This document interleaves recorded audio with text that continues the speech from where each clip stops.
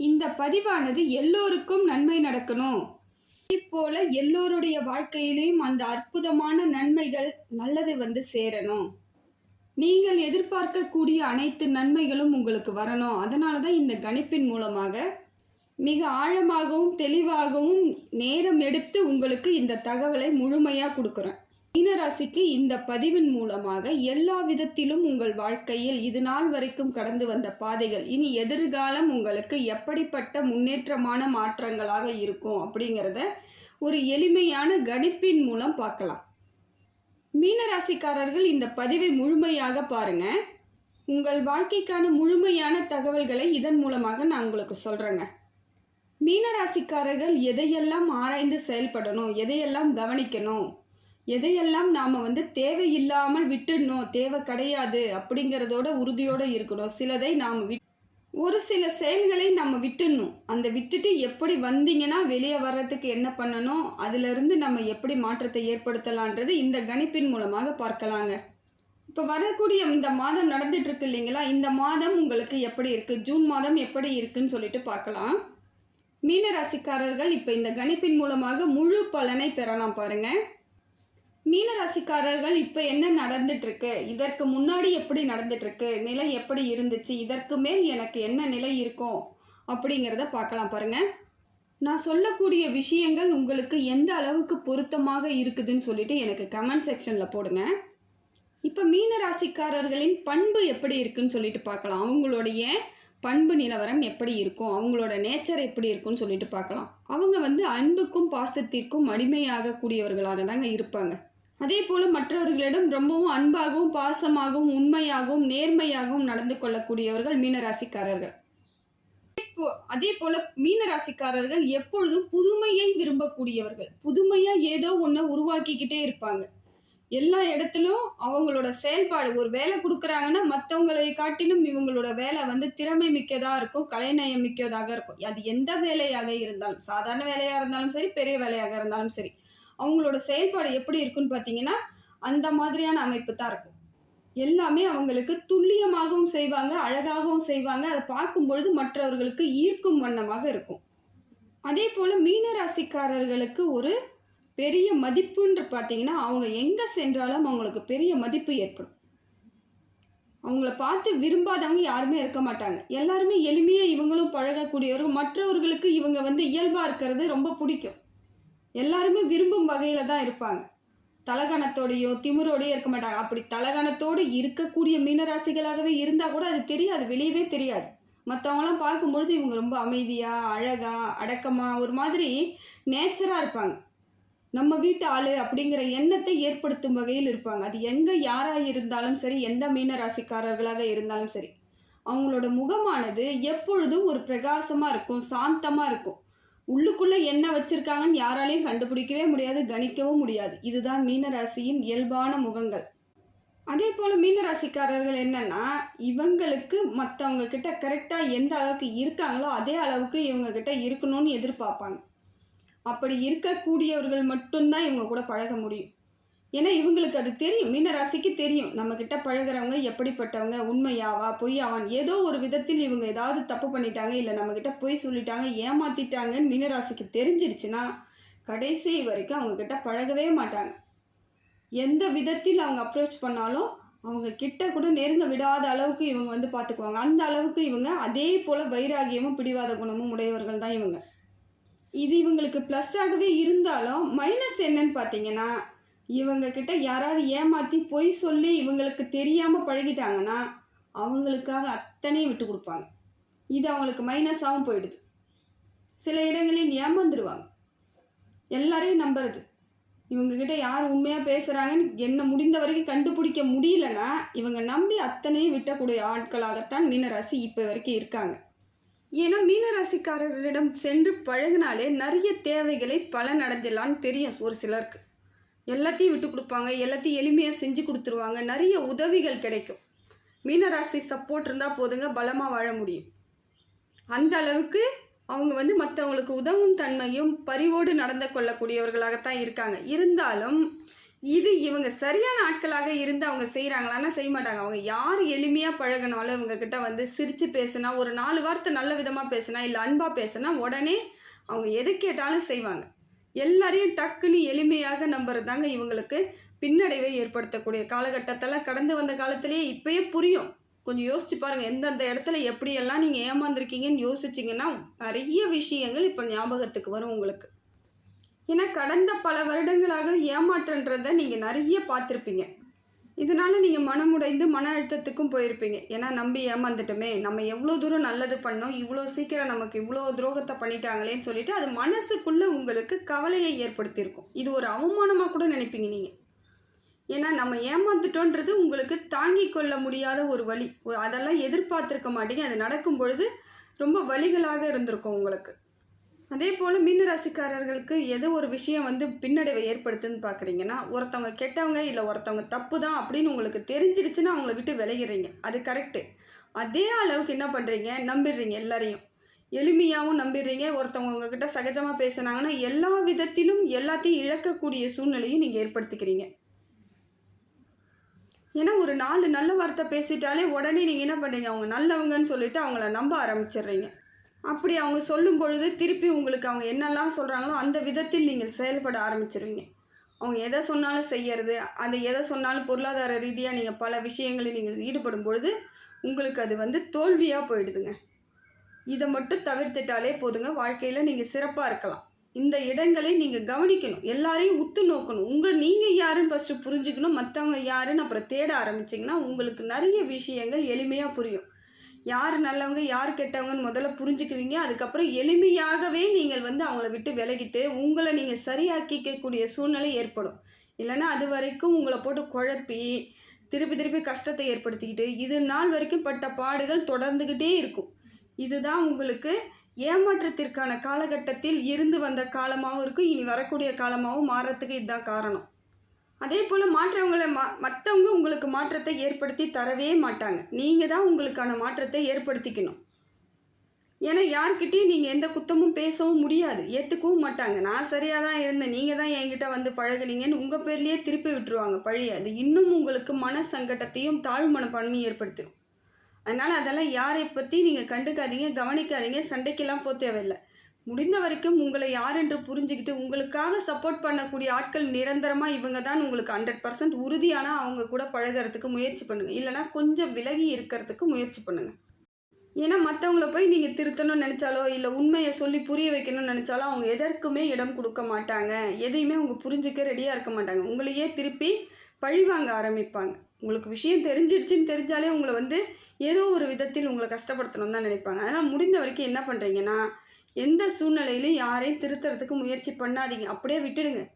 உங்களை கரெக்ட் பண்ணிக்கிறதுக்கு முயற்சி பண்ணுங்கள். அதே போல் நான் என்ன பண்ணணும், நான் எதை செய்யணும் அப்படிங்கிறத தெளிவாக யோசிச்சிங்கன்னா இப்போ விடைகள் உங்களுக்கு கிடைச்சிரும்.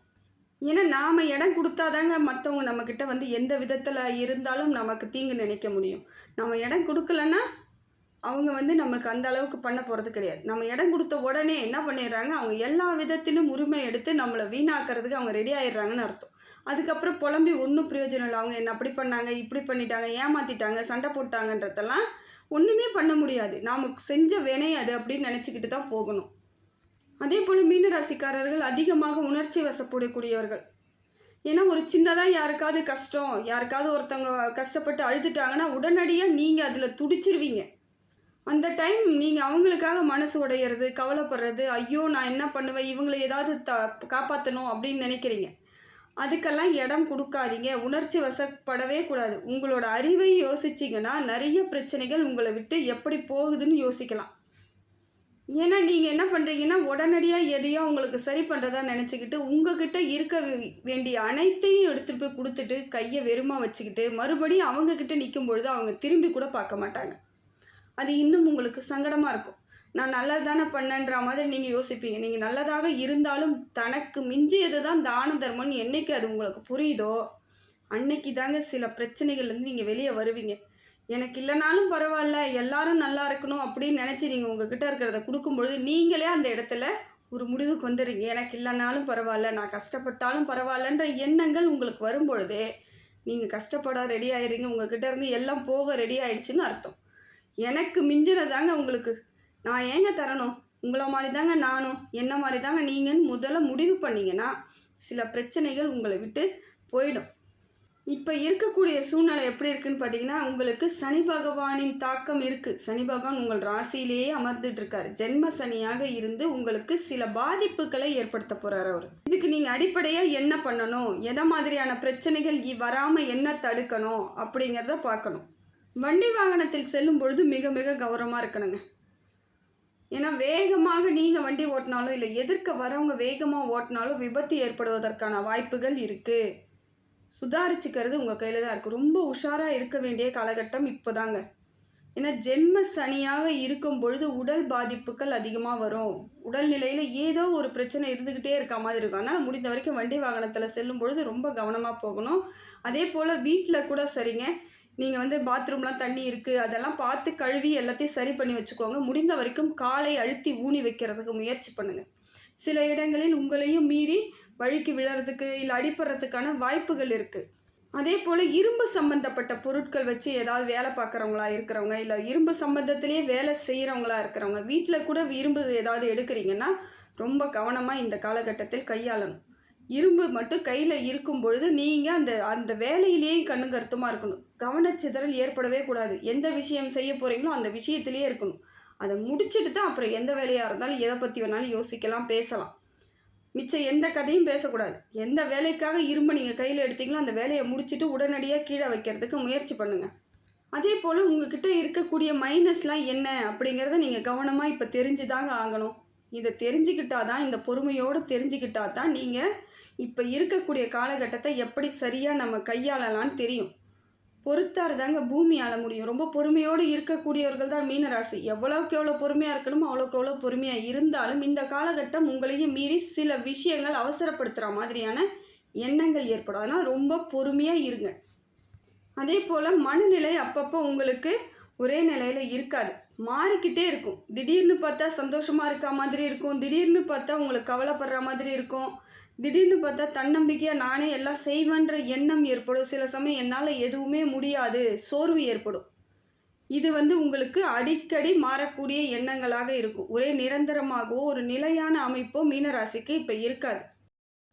குழப்பங்கள் அதிகமாக ஏற்படக்கூடிய காலகட்டம். எதிர்மறை எண்ணங்கள் அடிக்கடிக்கு ஏற்பட்டுக்கிட்டே இருக்கும்.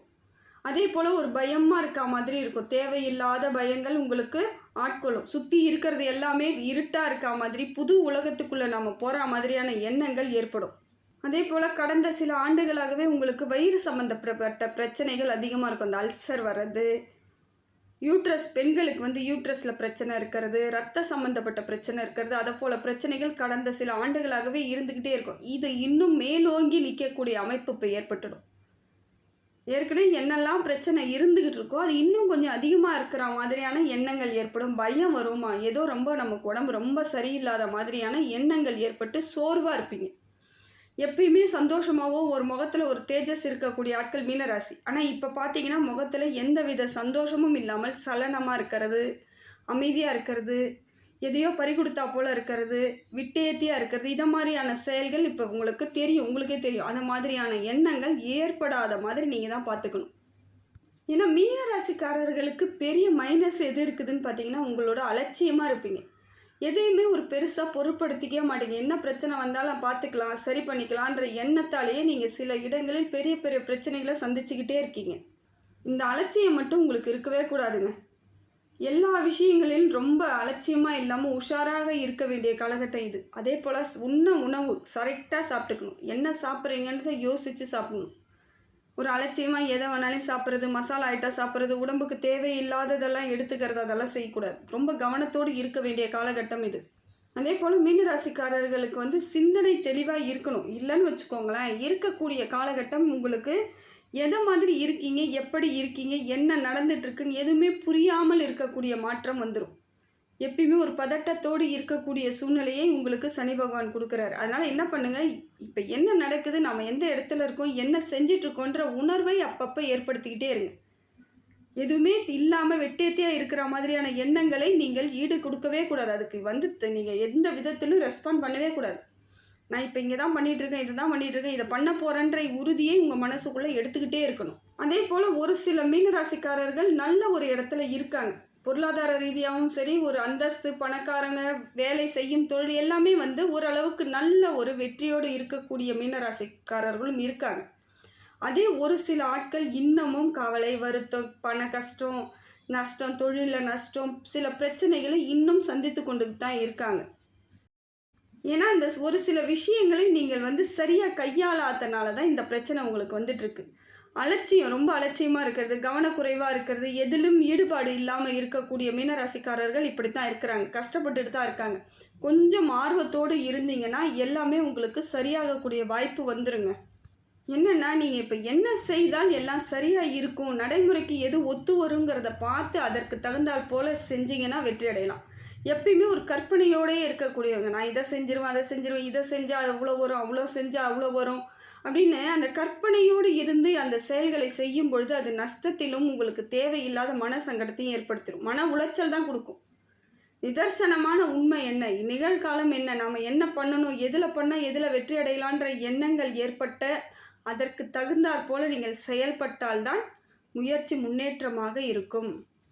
ஒரு கிரகமானது ஒரு மாற்றத்தை எப்படி ஏற்படுத்துது, உங்களுக்கு நல்லது கெட்டது எப்படி கொடுக்குது ஒரு கிரகத்தைன்னு பார்த்தீங்கன்னா எதுவுமே கிடையாதுங்க. மனுஷங்கள் மூலமாகத்தான் உங்களுக்கு அனைத்துமே செயல்பட வைக்கிது கிரகம். உங்கள் கூட இருக்கிறவங்கள வச்சே தான் உங்களுக்கு எல்லா விதத்திலும் நன்மையோ, துன்பமோ, கஷ்டமோ, ஏமாற்றமோ எல்லாத்தையும் உங்கள் உடன் இருப்பவர்கள் மூலமாகவே உங்களுக்கு நிகழ்த்தி வைப்பது தான் கிரக பலன்கள். இப்போ வாழ்க்கையில் ஒரு சிலர் முடிவெடுக்கும் பொழுது சில விஷயங்கள் தவறாக எடுப்பதனால சில பிரச்சனைகள் ஏற்படலாம்.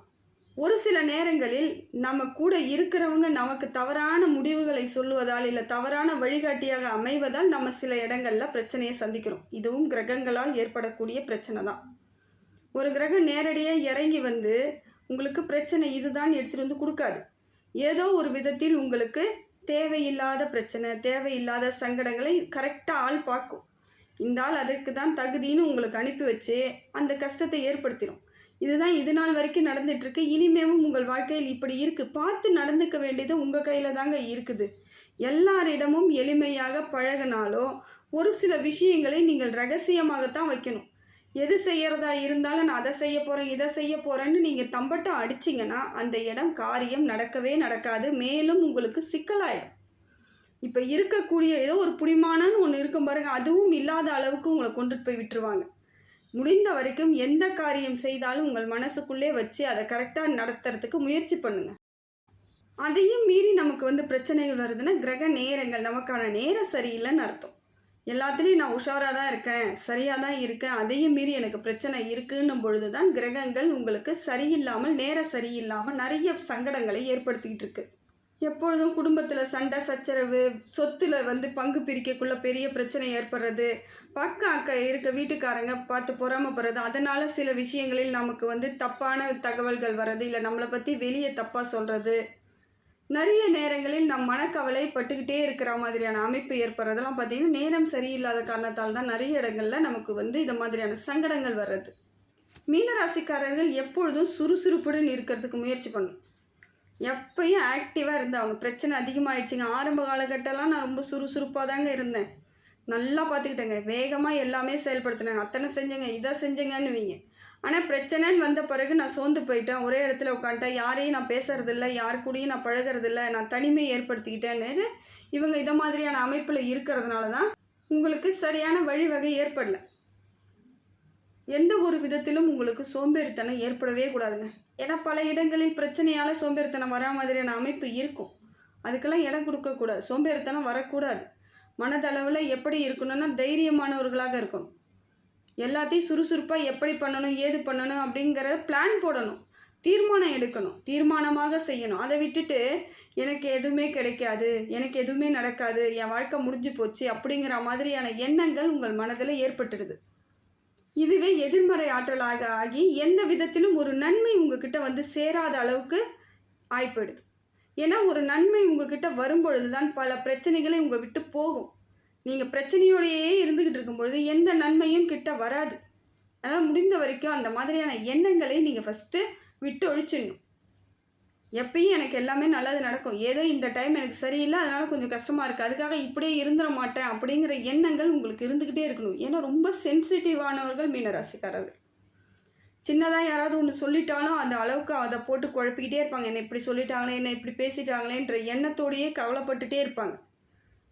எதுக்கும் அவங்க வந்து உணர்ச்சிகளுக்கு தான் அடிமையானவர்கள். எல்லாத்துக்கும் உணர்ச்சி வசப்படுறது. சந்தோஷமா இருந்தாலும் ரொம்ப உணர்ச்சி வசப்படுவாங்க. கஷ்டமா இருந்தாலும் ரொம்ப உணர்ச்சி வசப்படுவாங்க. அப்படியெல்லாம் எதுவும் செய்யக்கூடாதுங்க. உணர்ச்சி வசப்படவே கூடாது. உணர்ச்சிகளுக்கு நம்ம அடிமையாகவே கூடாது. நமக்கு தான் உணர்ச்சிகள் அடிமையாக இருக்கணும். அதே போல் படிக்கக்கூடிய பிள்ளைகள் என்ன பண்ணுவாங்கன்னா, இப்போ இருக்கக்கூடிய காலகட்டத்தில் கொஞ்சம் சோம்பேறித்தனமாக இருப்பாங்க. ஏன்னா படிக்கணும், இன்றைக்கி படிக்க வேண்டிய ஹோம்ஒர்க்கை இன்றைக்கே முடிக்கணும்னு நினைக்க மாட்டாங்க. இன்னும் 2 மணி நேரம் டைம் இருக்குது, இன்னும் ஒரு 10 நாள் இருக்குது அப்படிங்கிற எண்ணம் தான் இருக்கும். அப்போ பார்த்துக்கலாம், அப்புறம் பார்த்துக்கலாம், அப்புறம்ன்றது இவங்களுக்கு இப்போ வரக்கூடிய அமைப்பாக இருக்குதுங்க. அந்த மாதிரியான எண்ணங்கள் உங்களுக்கு இப்படி இருக்குது அப்படின்னு மீனராசிக்கார குழந்தைங்களுக்கு இருக்குதுன்னா, உடனடியாக அதை மாற்றி தாங்க ஆகணும். அந்த சோம்பேறித்தனத்துக்கு இடம் கொடுக்கவே கூடாது. இன்றைக்கி ஏற்படக்கூடிய அந்த சின்ன அலட்சியம்தான் பெரிய வெற்றியை வந்து அப்படியே முடக்கி போட்டுரும். ஏன்னா வெற்றியாளர்களாக திகழ வேண்டியவங்க தான் இந்த மீனராசிக்காரர்கள். அவ்வளோ பேர் வந்து நல்ல ஒரு முன்னேற்றத்திற்கான காலகட்டத்தில் தான் இருக்கிறீங்க. அப்படி இருக்கும்பொழுது இந்த மாதிரியான சின்ன சின்ன விஷயங்கள் உங்களுக்கு தடையாக போயிடும். வெற்றியை வந்து தடையாக்கிடும். உங்களோட முயற்சி ஃபுல்லாக வீணாக போயிடும். ஏன்னா எதிர்காலங்களில் நீங்கள் வந்து நிறைய வாய்ப்புகளை வந்து விட்டு கொடுத்துட்ற மாதிரி ஆகிடும். இழக்கக்கூடிய சூழ்நிலை ஏற்பட்டுடும்.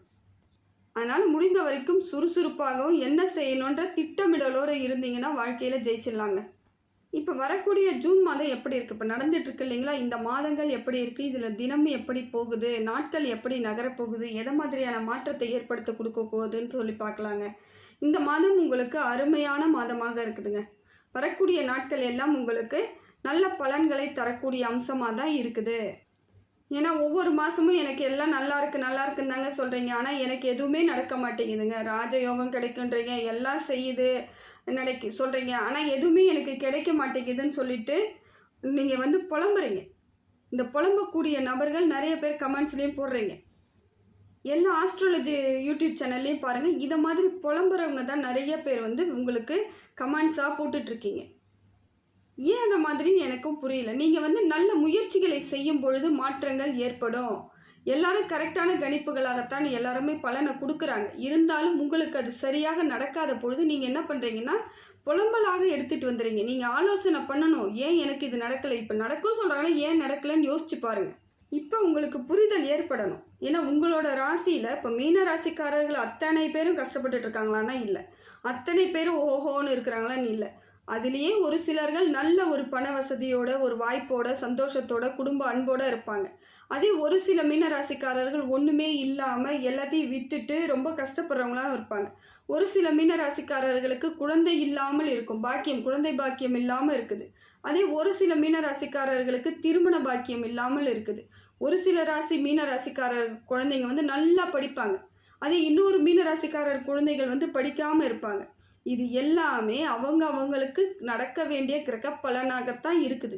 இதில் ஒரு ராசிக்கு ஒன்று சொல்கிறாங்க, அப்படி சொல்கிறோம் அப்படின்னும் பொழுது நீங்கள் என்ன பண்ணுறீங்கன்னா, மொத்தமாக எல்லாருக்கும் எனக்கு நடக்கலைன்னும் பொழுது ஒன்றும் பண்ண முடியாது. ஒவ்வொருத்தவங்களுக்கும் அது நடக்கும்.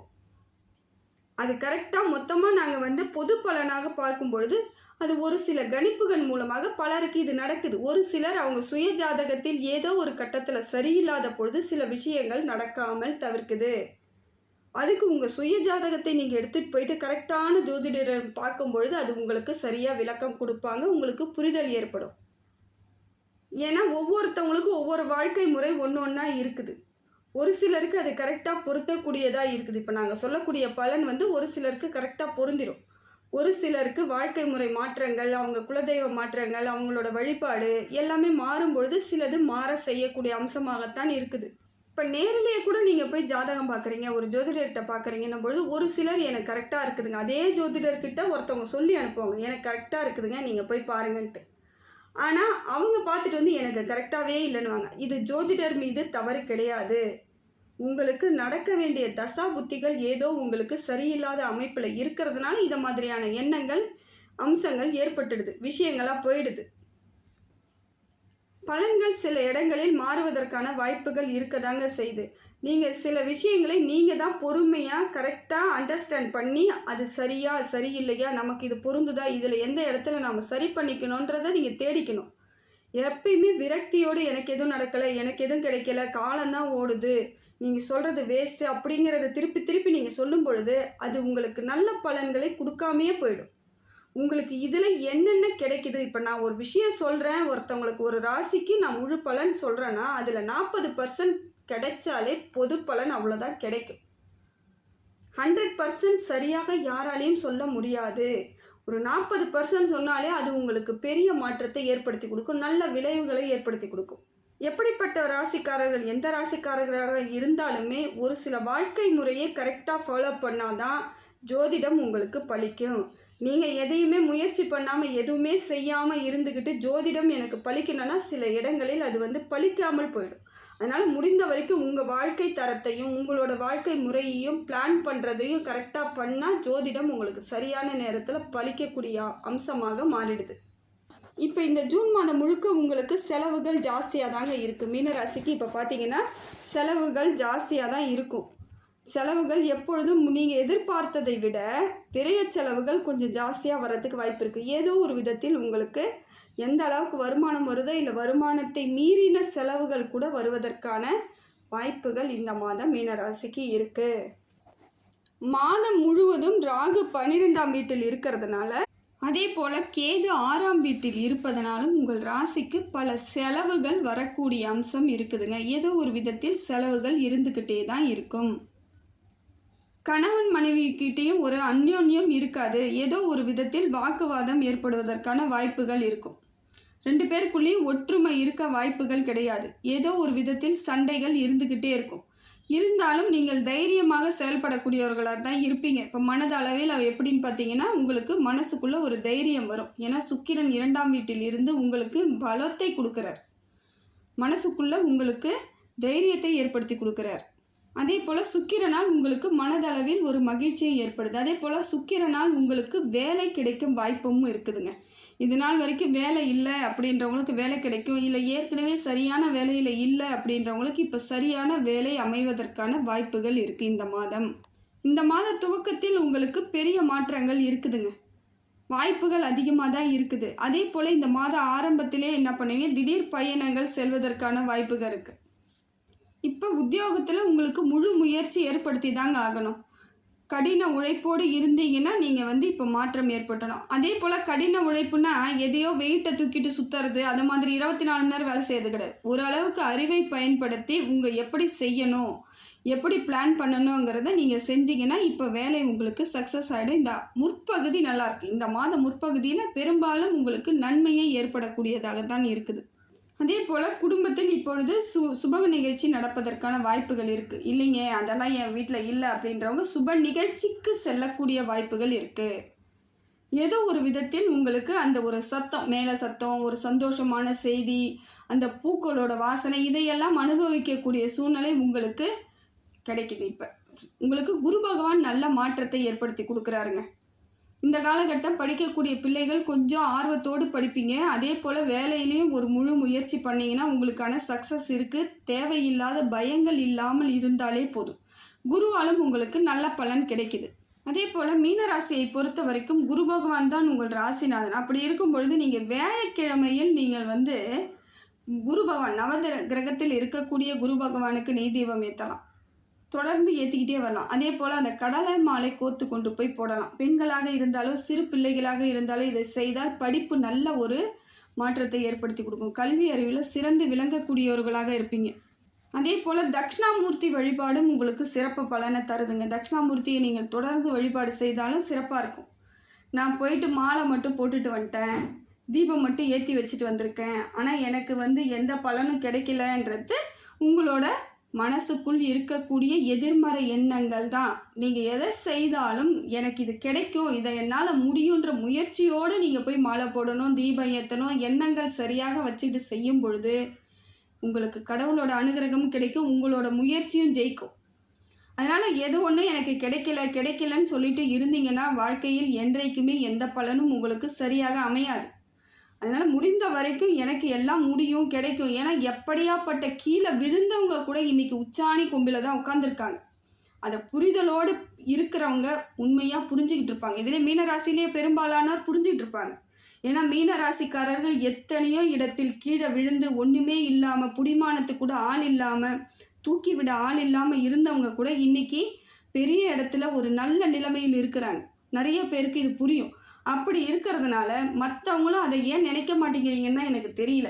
எனக்கு எதுவும் கிடைக்கலன்னே புலம்பிட்டு இருக்கக்கூடாது. வாழ்க்கையில் கிடைக்கும், கிடைக்கக்கூடிய காலங்கள் உங்களுக்கு இருக்குது. அதை உறுதியோடு போராடினீங்கன்னா இந்த காலகட்டம் உங்களுக்கு நல்ல மாற்றத்தை இறைவனால் உங்களுக்கு அடைய முடியும். உங்கள் முயற்சி உங்களுக்கு வாழ்க்கையில் வெற்றி தரும்.